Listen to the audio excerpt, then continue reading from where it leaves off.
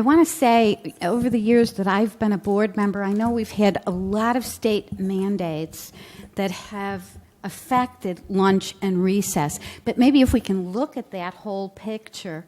It's another possible work session topic to explain how many minutes are required. PE is required 100 minutes, reading, math, science, social studies, and we can do a lot if we'd like to extend the days further, and then it's just a financial issue. And But that'd be a great work session topic to explain that. I think it might be helpful, and how things are mandated, and certainly that can be part of the future discussion. I just want to mention a couple of things. I had heard from numerous folks, community, parents, by and large, all very positive.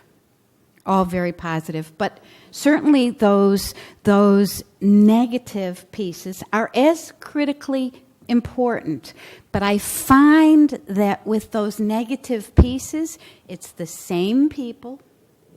It becomes, this is the issue today, tomorrow the issue is this, yesterday the issue was that, and I've come to a point where I feel as if, this is my personal perception, people are crying wolf at any given agenda item.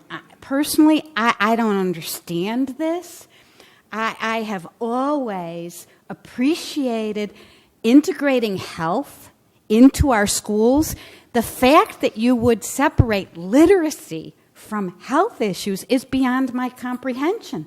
I mean, heavens, have children write about health. Have children read stories about health. Engage in communication with one another as they've done with the garden-to-table process.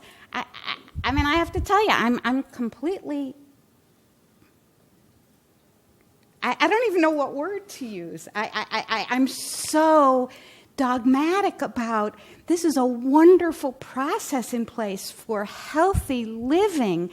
I applaud those schools that are engaged. I applaud those parents that are involved. And whether it's meditation, whether it's eating, whether it's walking to school, whatever it is that we can do together to create healthy kids, yep, I'm on that bandwagon, absolutely, positively, 100%.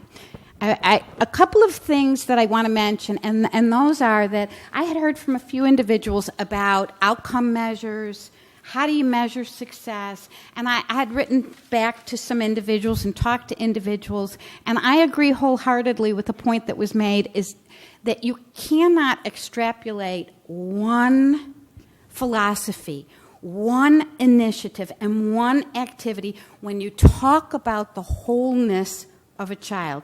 You cannot do that.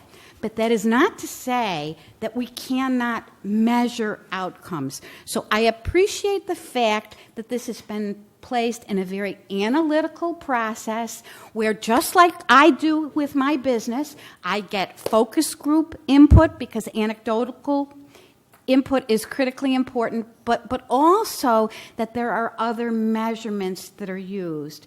And so I think we have beat this issue to death.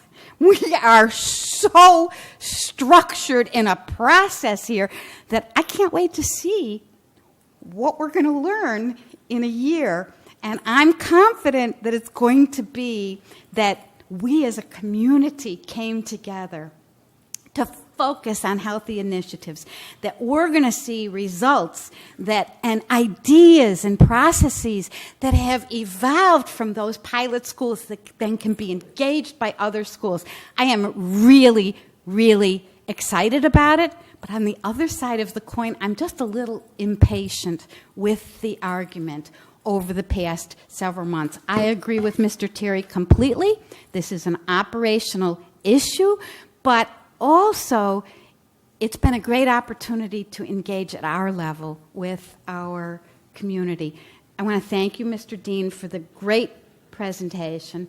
I want to thank you, Dr. Patton, for tightening up this structure so that we do have outcome measures. And thank you, board members, for your comments. I think we will now move on to the next agenda item.